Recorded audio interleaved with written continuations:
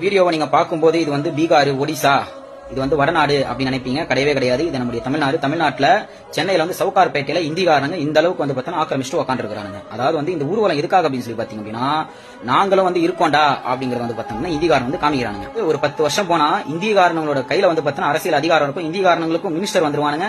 இந்திக்காரங்களும் வந்து பார்த்தா எம்எல்ஏக்கள் வந்துருவானுங்க. நம்ம வந்து அவங்க கையில போய் பிச்சை எடுப்போம். கரெக்டா இல்லையா நான் சொல்றது? இதே மாதிரிதான் பூந்தான் சிங்களம் ஈழத்துக்குள்ள கொஞ்சம் கொஞ்சமா ஊடுருவி இன்னைக்கு சிங்களம் வந்து பார்த்தோம்னா ஈழத்தை ஆக்கிரமிச்சுட்டு இலங்கை அப்படின்ற ஒரு நாட்டை வந்து பார்த்தோம்னா முழுசா உருவாக்கி நம்முடைய தமிழர்கள் வந்து பார்த்தோம்னா கிட்டத்தட்ட 1.5 லட்சம் தமிழர்களை கொன்று குமிச்சோம். அதே மாதிரி நம்ம தமிழ்நாடு மாறப்போம். தமிழின படுகொலை எப்படி நடந்ததோ அதே மாதிரி படுகொலை இங்க நடக்கும். அப்பதான் உங்களுக்கு எல்லாம் புத்தி வரும்.